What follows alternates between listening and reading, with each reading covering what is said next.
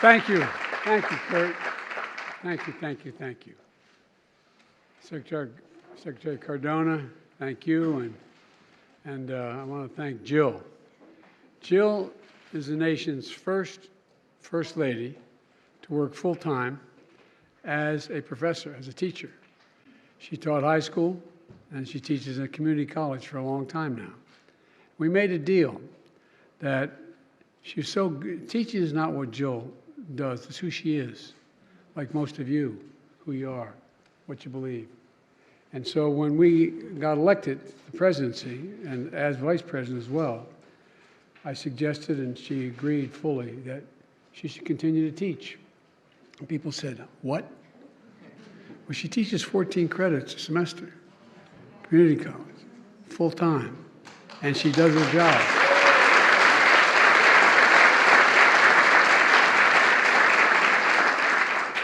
And, I'm very, very supportive of teachers for a number of reasons. Some of them are personal, but if I didn't support teachers, I'd be sleeping alone in one of these bedrooms up here.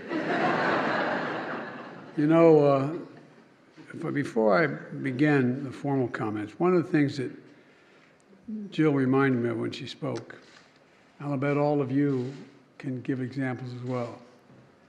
I got lucky. I won the lottery in terms of parents. My mother and father were wonderful people. I had one of those moms that everybody wished had been their mom, for real. Everybody hung at my house. But I also was a bit of a runt in terms of my size, and I used to talk like this. I stuttered badly. And when you stutter, everyone thinks you have to be either stupid or totally incompetent. And if you notice, it's the only infirmity a adult can talk about having had that people, you didn't because you're teachers, think they can laugh, think it's funny. If you saw the movie The King's Speech, you understand. You understand. We went to see it, Jill and I, and right when the king was standing at the racetrack making the speech, she reached over. I guess I tightened up somehow and brought back all the memories. And I look back on it now, and I wonder, besides, I really got lucky with my parents.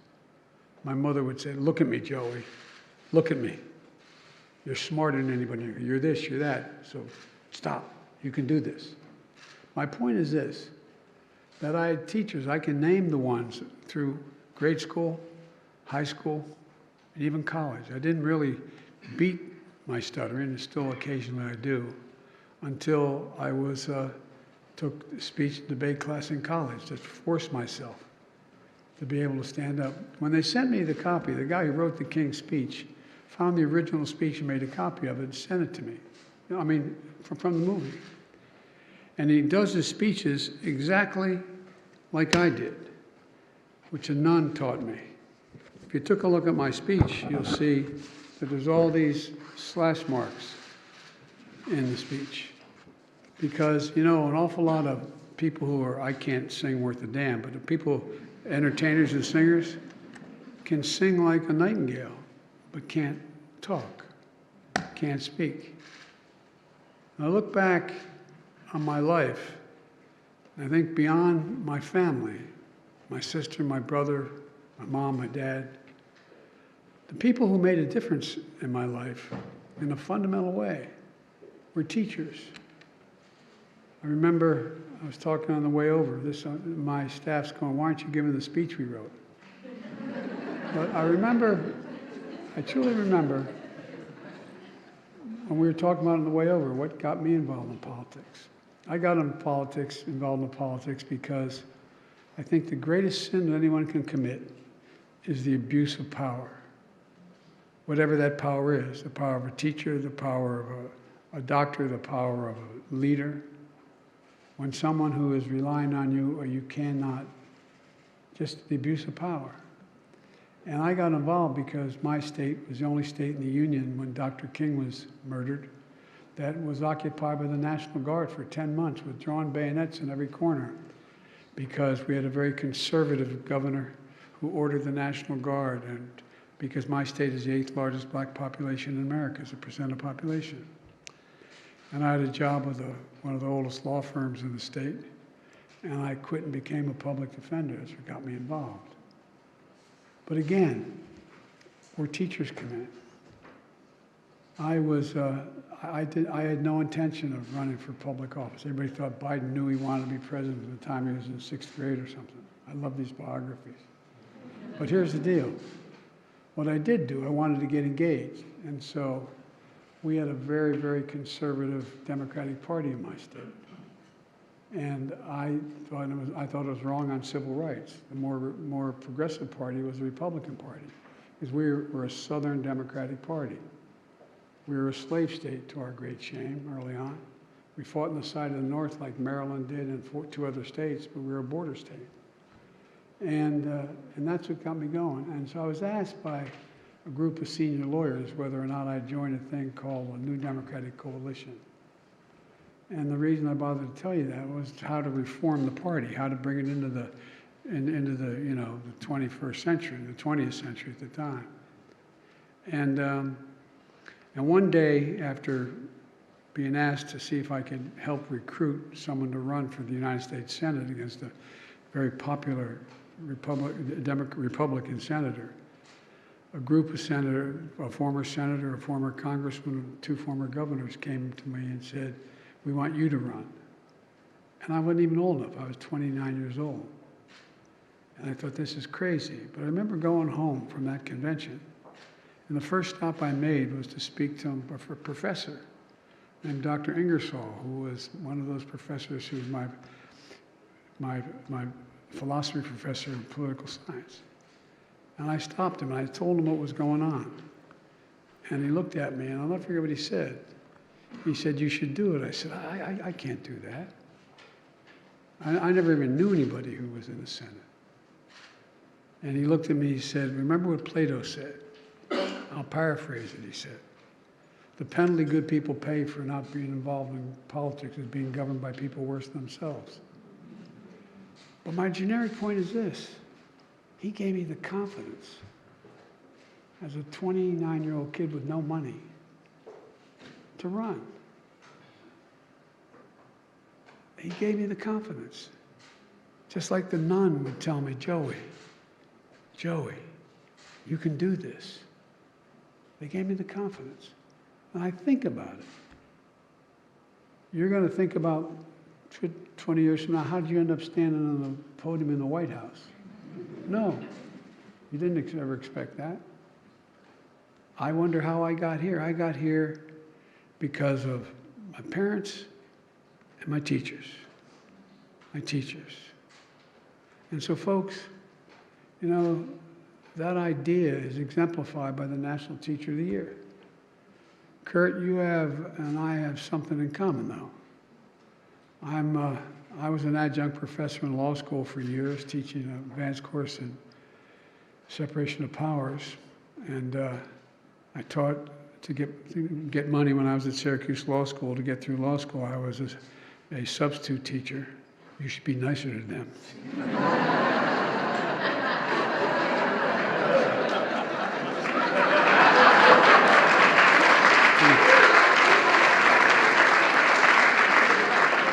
But that's not what Kurt and I have in common. What we have in common is we both married women who are smarter than we are. This is an assistant dean at Oberlin College, one of the finest colleges in the country.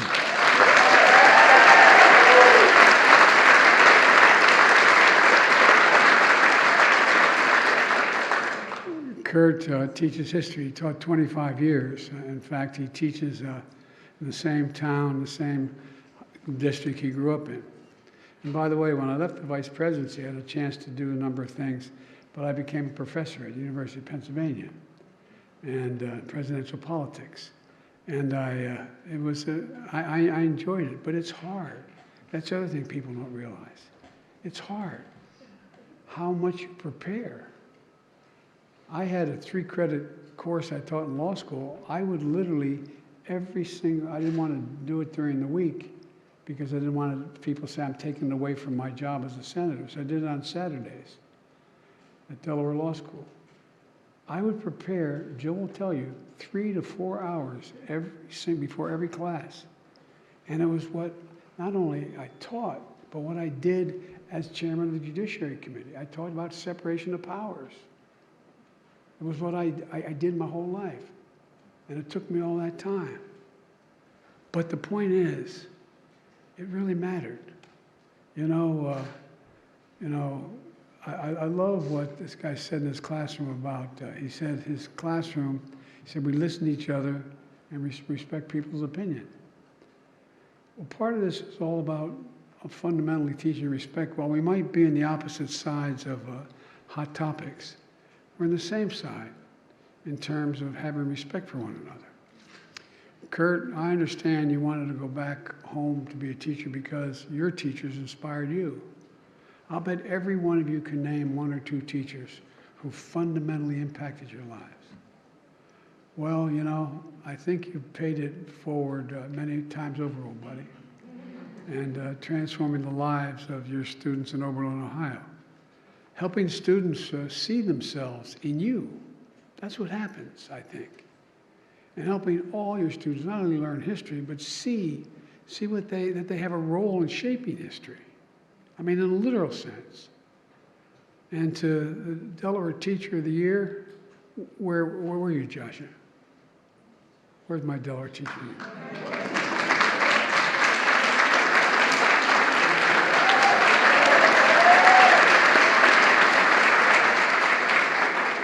I got to admit, we're the second smallest state, but I'm a little prejudiced on behalf of the state. I know there are a lot of 8th graders at Brandywine who are feeling confident and more comfortable because of your help. Jill taught at the same school when she was in Delaware, at Brandywine High School. And even though Teacher Appreciation Week officially starts next week, I wanted to get it started earlier.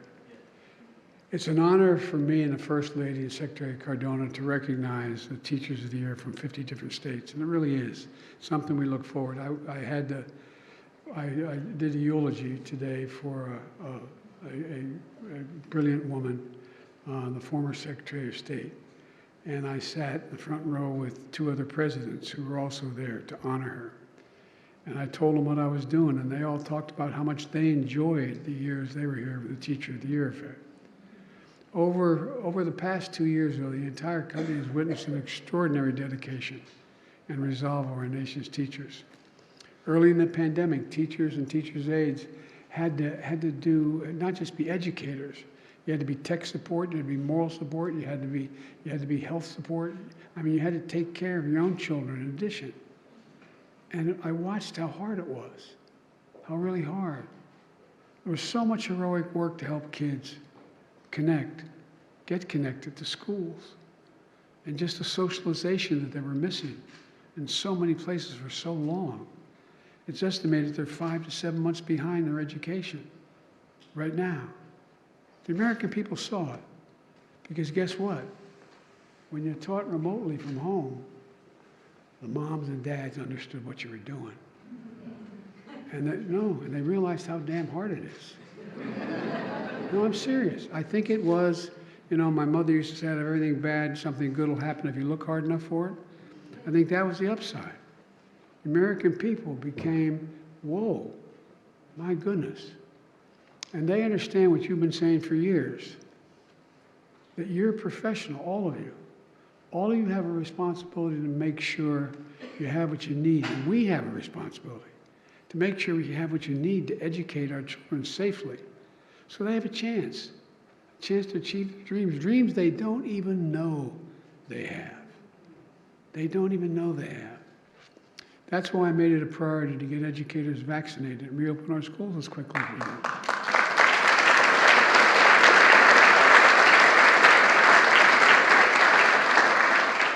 We made a historic commitment to our schools, $130 billion in the rescue plan. $130 billion. It helped us go from 50% of our schools being closed to 99% of our schools open and safe, better heating, air conditioning, ventilation systems, safer buildings. It isn't a thriving building until it comes alive, though, with teachers and students. And with the help of the American Rescue Plan, local governments are able to, as the state officials here can tell you in education, we're able to add a record 279,000 new educators in 2021. 250,000, another 50,000 jobs, teaching jobs, in the first months of 2022. In January, compared to the period before the pandemic, schools have increased their number of social workers by 65%, counselors by 17%. You're expected to do everything. You're expected to not only teach, you're expected to be a guidance counselor yourself, but you're also expected to deal with the problems that they have at home. You see it. You can see it in their faces when they walk into school. And as Jill said, just by the way they answer the questions, and questions about how they're doing, how they're feeling. And you need help. You need social workers. You need school psychologists and psychiatrists. You need that kind of help. And the American Rescue Plan funds are especially important now that we see the impact this pandemic exacted on our children. As I said, students have lost months of learning, and particularly reading and math. It's not just academic skills they've fallen behind on. Teachers are seeing young children struggle to interact in group settings, to manage conflict, to take turns. They got a lot of learning to make up. And we're doing everything we can to help you. And I want input from you as well, because we have a lot of teachers, we seek their input. Using the funds from the American Rescue Plan, schools are providing and expanding summer learning and tutoring programs to give students extra time and attention they need to catch up and develop those fundamental math and reading skills. You all know if you get far behind in first, second, third, fourth, fifth, sixth, seventh grade, it takes a lot of time to make up, and if you lose your confidence, it even gets harder. So I urge more states, counties, and cities and towns to use their American Rescue Plan funding, which is in the billions of dollars, to hire more teachers, more tutors, more critical personnel in our schools. Now we have an opportunity to make even more game-changing investments for educators, students, and families. We're in competition for leading the 21st century. Not a joke. That's where we are right now. You know, parenthetically, if you think about it, what was the reason why we led the world beginning around 1905, 6, and 7, and 8? Because we became the first nation in the world to have universal education of 1 through 12 for everybody, no matter what, without cost. Well, guess what? If we were sitting down today deciding we were going to set up an education system, raise your hand if any of you think 12 years is enough in the 21st century. Just 12 years. Things are moving too rapidly. They're changing exponentially. And as Jill said, any country that out-educates us is going to outcompete us. It's that basic. So we have to build a 21st century because the rest of the world isn't waiting. We have to build for it. One of the tough images of the pandemic was children sitting in their cars with their mother or dad or older brother or sister in a McDonald's parking lot because that's the only way they get on Wi-Fi to do their homework. This is the United States of America, for God's sake. The United States of America. We didn't know before, we know now. High-speed internet is essential. That's why we're spending tens of billions of dollars to make sure that we have high-speed internet available to everyone, rural America, inner-city America, suburban America, throughout every single school district in America. That's part of the whole legislation we passed in terms of infrastructure. It's starting now, it's going to create millions of jobs as well, for real. But again, we got to get in the 21st century. We got to move. And the budget I propose supports schools, supports students, and supports you. To bridge the gap between under-resourced schools and their wealthier counterparts, we're proposing a $19 billion increase in Title I schools, and mostly historically neglected, underfunded schools in our nation. We got to let them catch up. That investment would more than double the current funding of Title I schools. And it also also proposing the largest increase in special education funding in 2 decades. We made the promise, we've never fulfilled it. We've got to fulfill it. Going to add another $1 billion commitment with the goal of doubling the number of social workers, school counselors, and school nurses in K through 12. And by the way, thanks to the American Rescue Plan, we're making real progress toward that goal. And to support you, the educators, my budget includes $610 million increase teacher diversity, effectiveness, and retention. It's true.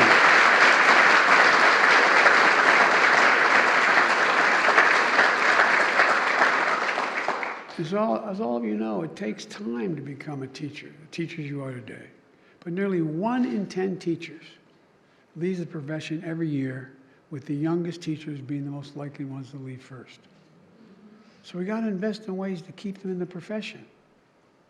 This year, my administration helped over 150 public servants, including teachers, get 150,000, get school forgiveness loans for college loans through changes we made in the public service loan forgiveness program. The last team kind of messed it up. We've cleared it up. No, but I really mean it. Because anyway, well, I'm going to just go to that website. To learn how these changes can benefit you, and I encourage you to go to studentaid.gov. And you're going to find you can have, in many of your cases, your entire student debt wiped out because you are teaching, and that's considered a vital profession. One more thing. It's not enough to give teachers praise. We ought to give you a raise. And so,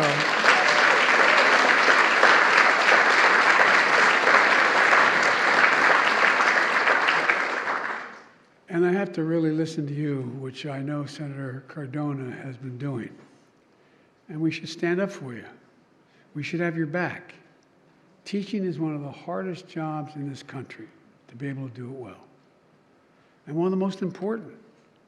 Today, there are too many politicians trying to score political points, trying to ban books, even math books. I mean, did you ever think, even you younger teachers, did you ever think when you'd be teaching, you'd be worrying about book burnings and banning books? All because it doesn't fit somebody's political agenda. American teachers have dedicated their lives to teaching our children and lifting them up. We've got to stop making the target of the culture wars. That's where this is going. Let me close with this, because I know anything about teachers. I know that some of you are probably grading papers on the way here.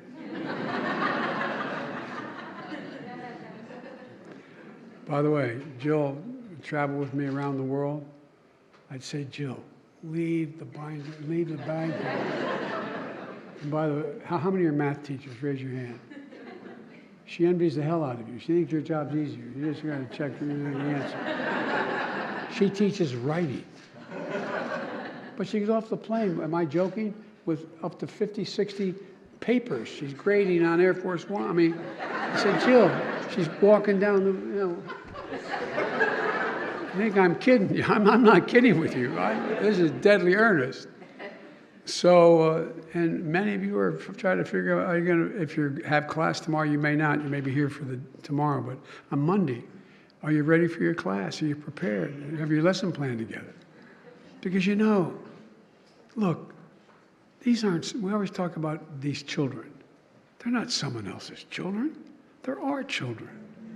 And they are the kite strings that literally lift our national ambitions aloft, in a literal sense. Think about it. If you got to do one thing to make sure the nation succeeded in the next 2 generations, what would you do? You'd want, I would say, literally, have the best educated public in the world. Have our students gain confidence enough to know what they can do, to reach in. We have an obligation. We have an obligation to help them teach and reach their potential. You've heard me say it many times about our children, but it's true. They're all our children. And the reason you're the teachers of the year is because you recognize that. They're not somebody else's children. They're like yours when they're in the classroom. You represent a profession that helps them gain the confidence they believe they can do anything. Again, think your own lives. Think of where you gain the confidence beyond your family. God willing, you're able to. And you know what else we're finding out? We're having a big fight about it now, but I'm going to get it done eventually, or someone will.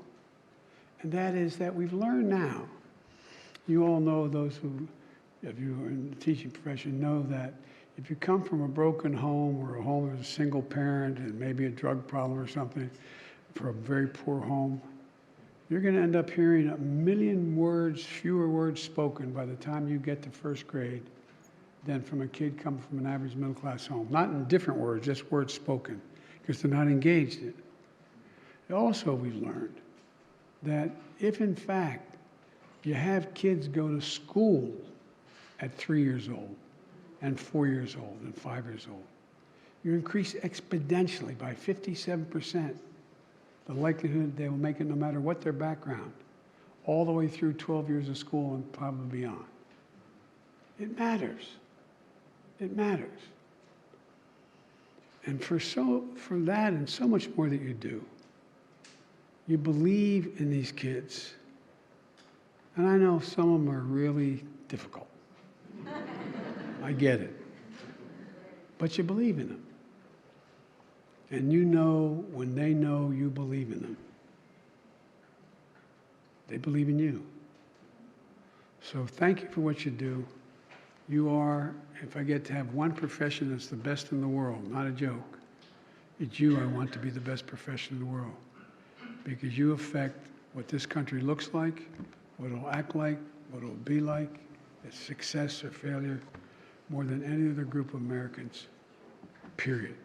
So thank you for what you do. Keep it going. And I promise you, Jill has your back and mine. Thank you very much.